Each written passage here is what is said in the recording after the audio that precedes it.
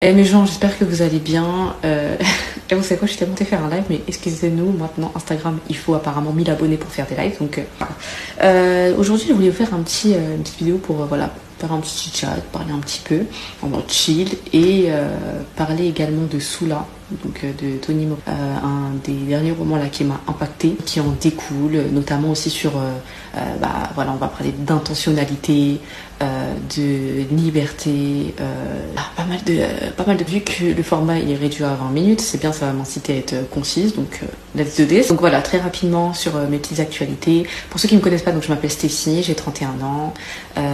Initialement, donc je suis consultante formatrice en stratégie d'entreprise et on va dire que depuis un an, je suis en année sympathique. En fait, j'ai décidé de reprendre des études de littérature et de vraiment commencer ou assumer l'impact que je veux avoir dans notamment les littératures afrodescendantes, françaises, donc francophones, et également anglophones, hein, voilà. Les littératures afrodescendantes. Je pense que dans des temps comme le nôtre, l'ERA Trump, ERA extrême droite, ERA, l'ERA révision de l'histoire, etc. C'est hyper important d'investir tout simplement de savoir et de les incarner et pour nous et après étendu pour le donc voilà, vous savez comme ça où je me situe à peu près. Et il faut savoir que en tout cas c'est un petit moment, en tout cas par exemple mes amis qui vous diront oui, c'était un peu, et donc là je suis vraiment contente de pouvoir vraiment déjà revenir à mon amour initial de la littérature et de le faire en montrant au-delà de la littérature afrodescendante, de montrer que dans la littérature française notamment ou d'autres littératures, russe, anglaise, américaine, pardon, pas afro-américaine, nous avons le droit de nous l'approprier. En fait, ce n'est pas réservé qu'à une élite ou autre. Elle nous appartient. Si vous êtes nouveau là, vous allez vous dire je sors du coq à l'âne, mais bienvenue chez moi. Un exemple, là j'étais en train de lire, mais vraiment il y a quelques jours, je suis tombée sur un conte philosophique donc de Saint-Lambert, donc du 18e siècle des Lumières, etc. Et franchement c'était et je trouve que c'est un peu des choses que, en tout cas quand j'étais à l'école, on les voyait pas forcément, alors mais on montre pas à quel point dans l'histoire donc de France, notamment quand on parle des Lumières, la Révolution, ça a été intrinsèquement lié également à l'histoire de l'esclavage, donc des Noirs, avec du coup Noirs, on parle de Saint-Domingue, on parle de la Guadeloupe, la Martinique, on parle de la Réunion, enfin vraiment on inclut également dans la France, et plus tard par exemple notamment au 19e siècle avec du coup la colonisation, l'Algérie, Maroc, etc. Donc en fait que ça veut dire il y a des textes littéraires, d'auteurs littéraires que l'on étudie à l'école qui en ont parlé. Donc voilà, bref. Donc c'était un petit conte assez court comme je dis de Saint-Lambert, qui parlait en fait en Jamaïque, qui s'inspirait en fait d'une des révolutions, révolte des esclaves de la Jamaïque, donc on parlait des nègres marrons, et dedans il y avait du coup le protagoniste qui était du coup initialement un prince béninois, trompé et dupé par des marins portugais qui ont ensuite donc enlevé son peuple pour les mettre en esclavage et qui l'ont enlevé du coup de la personne qu'il aimait, celle qui l'ont séparé de la femme qu'il devait épouser. Et on suit en fait justement cette révolte sanglante et derrière en gros la morale c'était après on est au 18e siècle, et une morale aussi un peu on parle de, en fait on distingue le bon maître du mauvais maître, et du coup ce qui ressort forcément quand tu es méchant, quand tu es mauvais avec tes esclaves, tu vas finir par le payer d'un moment à l'autre, et que en fait la sauvagerie ne prend pas forcément dans le fait d'être noir, mais dans en fait l'institution violente qui est l'esclavage, mais surtout l'esclavage violent. Donc en gros à la fin il termine en gros voilà, les noirs ne sont pas inférieurs à nous, ils ont aussi leur art, ils ont aussi leur chose, c'est juste que nous on a eu de l'avance par rapport à eux, laissez-leur 300-400 ans, on a eu de l'avance par rapport aux opportunités, laissez-leur 300-400 ans et ils vont nous rattraper, etc. Donc le 18e siècle, j'ai envie de dire, faut pas non plus trop en espérer, mais ce qui était intéressant c'est de se dire qu'il y avait déjà des discussions à l'époque donc dans les cercles littéraires sur tout simplement sur la condition noire. Bon, et encore là je vous cite un texte, mais clairement donc il s'appelle Ziméo, il s'appelle Ziméo, mais bon il y en a pas mal. Par exemple il y a un roman qui est très méconnu de Victor Hugo qui s'appelle Buck Jargal, qui suit là du coup hyper intéressant, mes Haïtiens allez le lire parce que en fait on parle de On s'est inspiré de tout ça et de du coup l'indépendance d'Haïti. Donc pour dire que tout simplement il y a matière. Bon, au-delà de ça, donc là on parle de vraiment sur des auteurs et auteurs noirs. Voilà, là je vais parler de Toni Morrison aujourd'hui. Donc voilà, écoutez-moi, désolé pour les et tout, hein, vraiment, pardonnez-moi aujourd'hui, là je reprends. Donc là très récemment j'ai lu donc Soula de Toni Morrison. Toni Morrison, si vous ne la connaissez pas, c'est une grande autrice afro-américaine, clairement qui, au-delà de la sphère de la littérature afro-américaine, enfin je veux dire même des personnes qui ne sont pas afro-américains, c'est une figure littéraire qui est voilà, prix Pulitzer, prix Nobel de la littérature. Donc Toni Morrison, elle est, enfin j'aurai l'occasion d'en reparler parce que incroyable, mais vraiment incroyable, inspirante, brillante. J'ai pas les mots. Bref, donc Soula, c'est son deuxième roman et en fait ça aborde, et j'avais fait un petit post dessus, donc c'était au début de ma lecture, et MDR, je disais en gros oui ça parle d'amitié féminine, excusez-moi mais on peut pas le résumer, mais en fait un thème sous-jacent, mais moi même c'est tellement réducteur en fait de dire que c'est une histoire d'une amitié féminine parce que on parle de santé mentale, on parle de la nuancivité entre le bien et le mal, le fait aussi de performer le bien, mais la différence entre le performer et l'être réellement. Non, vraiment brillant. Et il est court, hein, franchement, je crois qu'il fait moins de 200 pages. Il est hyper... lire du Toni Morrison, c'est une lecture exigeante. Donc si vous lisez, si vous commencez, enfin vous êtes un petit peu novice, entre guillemets, en littérature, et que vous comprenez pas tout de suite, ne vous inquiétez pas vraiment sur... Et c'est pas grave si vous comprenez pas, poursuivre peut-être... Enfin, ouais. Allez-y, il y a des choses prêts, ce n'est pas grave, hein, mais bref. Donc on parle de Soula et Nell, qui sont deux petites filles, donc noires dans l'Ohio, qui sont amies et qui ont, on va dire, un parcours familial assez différent, et chacune a pu trouver sa place en tant que petite fille, en tant qu'individu, en tant que femme noire dans une société ségrégationniste et en même temps dans une petite communauté de l'Ohio où là, les femmes n'ont pas forcément des droits incroyables. Hein. Et on commence avec Shadrach, qui est en fait un jeune homme qui a été soldat durant la Première Guerre mondiale, donc soldat américain, qui a aidé la France. Intéressant aussi d'entendre parler sur l'aspect la Guerre mondiale, mais côté américain, donc, qui sont venus nous aider. Le retour des soldats, quand ils retournent dans leur nation, et surtout les soldats noirs. Donc ils ont été entre guillemets des héros, ils portent entre guillemets de loin ce titre de héros, soldat qui a sauvé des nations, etc. Mais quand ils reviennent, il revient à sa condition déjà de noir, et au-delà de ça, le poids en fait mental que ça implique d'être soldat. Bon, je suis partie vérifier parce que c'était pas possible. Donc 1973, années 50, parce que j'étais en train de lire Giovanni Room juste avant, donc de James Baldwin. Bon bref, donc 1973. Et j'aime beaucoup le fait que Toni Morrison en fait aborde déjà tous ces thèmes qui sont vraiment importants sur ok, mais qu'est-ce qui se passe après pour eux, quelle est la prise en charge. Et en fait du coup Shadrach, il est fragilisé psychologiquement, il en devient un peu fou, et on voit comment est-ce qu'il essaie plus ou moins de reprendre le dessus, mais de l'autre côté il est un peu laissé pour compte dans sa communauté parce que c'est un peu vu comme une bizarrerie, et en même temps on fait avec. Donc il y a aussi tout cet aspect de résilience de la communauté afro-américaine qui est très marqué, je trouve, dans le roman. Donc en tout cas pour Soula et Nell, pardon. Donc on les voit évoluer au fur et à mesure, et surtout il se passe un événement, je vais pas spoiler, un événement choquant, un secret qui va les lier à jamais, entre guillemets.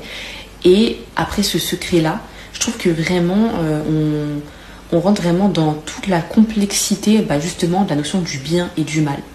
Et je vais juste, plutôt que spoiler, je vais vous lire en fait des citations qui m'ont vraiment marqué et fait fait réfléchir et donc sans spoiler, mais un peu vraiment sur tout ce qu'implique en fait l'œuvre, et au-delà de l'œuvre en fait qui peut nous parler, en tout cas, et surtout moi me parler à titre personnel. Donc déjà, je vais pas le faire dans l'ordre, hein, mais alors là j'aime trop cette citation, pardon. Alors, en un sens, sa bizarrerie, sa naïveté, cette quête de l'autre moitié de son équation provenait d'une imagination oisive.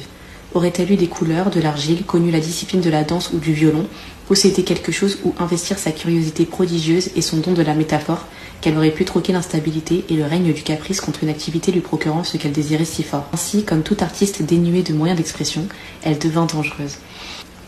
Bon, il y a le contexte avec, mais je vous assure que en fait, ça me fait vraiment réfléchir aussi et moi, je vais vous dire, avant de passer du coq à l'âne, mais vraiment, je suis tombée il y a 2 jours sur MyCanal, il y avait MTV Unplugged. Donc, c'est les MTV Unplugged à l'ancienne des années 90. Et du coup, donc c'est à l'époque, c'était des concerts de à peu près 1 heure, 1 heure et demie d'artistes en acoustique. Donc, il y a eu Maria Carey qui était passée, Alicia Keys, etc. Et donc là, c'était le groupe Oasis. Et donc, fun fact, je sais pas, mais en tout cas, moi, pendant mon adolescence, j'ai joué à la guitare. J'étais une grande, voilà. C'était mon art. J'écrivais des chansons et tout, bref. Et donc j'étais assez éclectique parce que je pouvais écouter du zouk, compas, R&B des années 90, années 2000, de la soul, etc. Et écouter du rock. Voilà, bon. Et en fait, quand je suis retombée dessus, je me disais, mais en fait, j'étais wipée, mais la vérité, je me disais, mais en fait, aujourd'hui, là, tous les incels qu'on voit là, donc ça avec leur détestation des femmes, les chercher ce truc identitaire, etc. Mais je me disais, mais à l'ancienne, là dans les années 80, années 90, les mecs ils prenaient leur stylo, ils prenaient leur guitare et ils écrivaient en fait. Ou bien il y avait cet aspect artistique dans lequel ils pouvaient purger un peu leur mal-être. Et je me dis, mais en fait, je sais pas, au lieu de prendre, le harcèlement au bout des armes ou un truc comme ça, prenez vos stylos en fait. Prenez vos crayons. Donc ça m'a fait vraiment réfléchir à ça, entre guillemets, sur cet aspect. En fait, il y a des choses en fait que tu vas garder en toi et qui vont pourrir et qui vont donner quelque chose mais honnêtement, qui va puer en fait, tout simplement, qui va puer, qui va être néfaste pour les autres, qui va être néfaste pour toi. Donc au-delà vraiment de juste l'aspect artistique, enfin je veux dire, ça peut être de plein de manières, ça peut être dans l'expression, ça peut être dans le théâtre, ça peut être dans plein de choses, ça peut être dans la broderie, couture, peu importe, mais de se dire en fait il faut retourner à ces choses dans lesquelles, avec nos mains, et l'écriture c'est aussi avec nos mains, avec nos mains et nos esprits, mais qui nous permettent de revenir ou d'aller vers cette purger entre guillemets ces émotions. Ensuite, il y en a une, et celle-là, alors comment faire sans vous spoiler? En gros, il y a un moment dans lequel on arrive à la fin, dans une confrontation entre Nel et Soula. Et en gros, si vous voulez, Nel, elle est un peu en mode, moi, en fait, j'ai réussi à me conformer dans la société, ce qu'on attendait. J'ai été mariée, j'ai eu des enfants, j'étais dans mon rôle de mère, etc. Et en fait, Soula, elle incarne vraiment le truc de en fait, cette singularité, ce fait de la femme qui aime cette solitude, qui aime être seule, qui ne cherche pas à plaire, qui cherche pas à se conformer au regard des autres, et du coup qui va déranger beaucoup d'autres femmes qui, elles, en fait, à travers Soula, vont essayer de se trouver et d'utiliser Soula comme prétexte pour se parer du bien. Là ça a l'air un peu mystique comme ça, ou un peu, ça vous a l'air un peu obscur, mais quand vous allez lire, si vous lisez, ou celles qui l'ont déjà lu, celles qui l'ont déjà lu, vous allez comprendre ce que je veux dire par là. Et du coup, dans cette confrontation, elle est un peu en mode supériorité. Voilà, moi j'ai ma vie, j'ai vécu ci, j'ai vécu ça. Et Soula lui répond, oui. Donc elle lui dit, mais regarde. Donc Nel lui dit, mais en gros, regarde, toi t'es là, t'es toute seule. Elle lui dit, oui, mais ma solitude est à moi, alors que la tienne est celle d'un autre, faite par un autre qui te l'a refilée. Si tu sais pas quelque chose, une solitude de seconde main. Non. Et en fait, vous voyez, je sais pas si vous avez vu en ce moment, il y a une era sur YouTube, mais qui m'apaise beaucoup, qui est vraiment, j'ai 30 ans, je vis seule, et en gros, j'essaie de construire, de vivre ma vie, même si je suis seule, et même si j'ai envie d'être avec quelqu'un, etc., mais je ne veux pas m'enfermer, je ne veux pas attendre l'autre pour être moi, pour vivre, etc. Et c'est un truc dans lequel, effectivement, je me suis beaucoup reconnue parce que, certes, je suis mariée déjà, puis je me suis mariée très jeune, mais moi je me suis construite, en fait adolescente, je me suis toujours construite sans avoir besoin du regard d'un homme, ou sans me dire j'ai besoin d'un homme pour faire ça, j'ai besoin d'un homme pour tant. Et en fait, autour de moi, on essayait de me vendre justement, c'est-à-dire que quand j'avais un mal-être ou autre, on me disait tu verras, quand tu seras avec quelqu'un, en gros tout ça va se régler, tu te verras autrement, et c'est quelque chose que quand je me suis mariée, j'ai vu que non, en fait, que ce mal-être que je pouvais vivre sur certains points, ou cette absence de confiance en moi, ou la manière dont je me voyais physiquement peut-être, en fait elle n'allait pas se régler par le regard de mon mari. En fait, elle ne pouvait se régler que par mon propre regard et par mon propre amour. Et d'avoir en fait cet aspect dans lequel tu restes, tu es toi. Voilà, en fait, moi je voulais pas me construire et même si on me vendait le truc et tout, mais j'ai compris que ça ne fonctionnait pas de me construire en tant que femme d'eux et que je ne pouvais que être construite en tant que moi. Et un truc tout simple par exemple, donc moi je suis convertie et j'ai toujours gardé mon prénom Stécie et j'ai toujours refusé de changer mon prénom parce que je voyais, en fait, je ne voyais pas, en fait, c'est quelque chose que je n'arrivais pas à comprendre et c'est vrai qu'avec lequel peut-être j'ai un peu de mal encore à le comprendre aujourd'hui sans forcément juger, hein, mais de me dire, comprendre du coup, qu'est-ce qui fait qu'on a envie de rompre avec cette identité, avec ce qui composait notre personne, au point de changer de prénom, qui est une des choses les plus intimes qui soit et qui nous définit entre guillemets le plus, entre guillemets. Par exemple, je pense au nom de mes enfants. Les noms de mes enfants ont des significations très fortes. Et je serais peinée en fait qu'ils changent leur nom. C'est comme si pour moi, en changeant leur nom, ils rejetaient cette identité. Alors certes, c'est les parents qui ont choisi ce nom-là, mais du coup, en fait, il y a quelque chose que tu vas... Enfin, vraiment, par exemple, mon prénom, à titre personnel, donc c'est Stécie, c'est un diminutif donc d'Anastasie, donc Anastasia, qui veut dire renaissance. Ce qui est assez drôle quand tu sais ce que je fais aujourd'hui, mais renaissance, résurrection. Et pour moi, ça met vraiment le fait que, quoi qu'il arrive, je vais toujours savoir retomber sur mes pattes. Peu importe ce qui m'arrive, je vais me relever, je vais renaître, je vais avancer. Et je trouve que c'est quelque chose qui continue de me porter aujourd'hui. Donc c'est vrai, je me suis toujours dit en fait qu'en changeant de nom, c'est comme si, je sais pas, et puis tout ce que j'avais bâti auparavant, tout ce que j'ai été auparavant, j'étais pas prête à renoncer à ça. Donc c'est sur ça où voilà, j'ai trouvé cette citation puissante. Et ouais, il me reste plus beaucoup de temps donc je vais essayer de faire vite. En tout cas, vraiment ce que j'ai aimé dans ce roman, c'est de manière mais hyper subtile, en fait si vous voulez comprendre les nuances, tout est dedans. Et aussi sur l'aspect d'intentionnalité. Alors, je vais vous donner des exemples, moi j'aime bien donner des exemples pour bien illustrer dans la vie quotidienne quoi. Mais si vous voulez, vous voyez le type de phrase par exemple de la femme est l'ennemi de la femme, ou ce truc de te mettre en compétition avec d'autres personnes ou d'autres femmes parce que tu vois que cette personne elle je sais pas, tu la trouves charismatique, tu la trouves belle, et tu vas essayer en fait de trouver quelque chose, un défaut chez elle, tu vas en fait pour t'élever toi. Et ça en fait, qu'on le veuille ou non, c'est un choix, et en fait parce que c'est un choix justement, c'est positif, ça veut dire que on peut en faire un autre, c'est pas quelque chose qui est irréversible. Et je trouve que vraiment de manière hyper subtil, et c'est quelque chose qui ressort beaucoup dans ce livre, c'est à quel point pour le regard aussi de la société ou pour le regard des hommes, on va être prête en fait à se compromettre soi, mais en fait à attendre que d'autres femmes se compromettent parce que elles font le choix de ne pas vivre selon le regard de telle ou telle personne, le regard des autres, le regard d'un homme, le regard de leur famille, etc.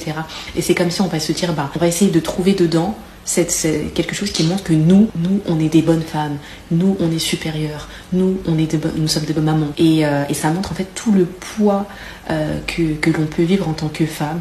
Et donc elle Soula le vit en tant que femme célibataire, mais que l'on peut vivre également en tant que femme. Par exemple, quand tu es une maman qui colle pas forcément à ce que la société attend et dit qu'une bonne maman doit être, donc une maman par exemple qui s'occupe de ses enfants mais qui pense également à soi, qui prend du temps pour elle, ou en tant qu'épouse, et ça c'est intéressant parce que même sur la notion d'épouse, il y a vraiment ce cadre restreint de qu'est-ce qu'une bonne épouse. Ça doit être une femme qui se tait, une femme soumise, une femme obéissante, etc. Et on prend jamais en compte le fait que déjà on est des êtres humains, on est tous singuliers, et parce qu'on est tous singuliers, on a tous des choses que l'on veut. Donc ce modèle-là ne marche pas avec tous les hommes. Ou le modèle inverse, c'est-à-dire vraiment le modèle de l'homme. Là, je fais ce parallèle-là parce que c'est beaucoup ce qu'on entend parler aujourd'hui, l'homme qui doit ramener 5000 euros. Et en fait, on va ériger ça en fait comme étant le modèle suprême, sans se demander qu'est-ce que l'on veut pour nous. Et encore une fois, je trouve que c'est dans ça que, vous voyez, la citation « Moi, ma solitude et la mienne », ça montre que là, Soula, elle fait un choix. Et que même si on essaie en fait, on va essayer de lui dicter le fait que tu vas être malheureuse, tu vas être ci, tu vas être ça, et elle est en train de dire « Mais c'est pas parce que pour toi, ça sonne comme du malheur que ça l'est. » Donc voilà, j'ai trouvé vraiment que c'était très beau sur ça, et vraiment protect. Merci bien, et vraiment, je vous assure que je pense même parce que d'ailleurs, en lisant Toni Morrison, enfin vraiment avec Marie Scondé, avec le fait que on a deux femmes qui écrivent pas pour plaire, en fait pour faire ce que leur personnage, le lecteur, non, en fait elles sont leur propre personne et elles vont faire des choix avec lesquels tu vas tellement pas être d'accord, et ça te force en fait à accepter, à regarder sous un autre angle. Donc je pense que je peux te lire sous là. Thank you very much. Donc bon,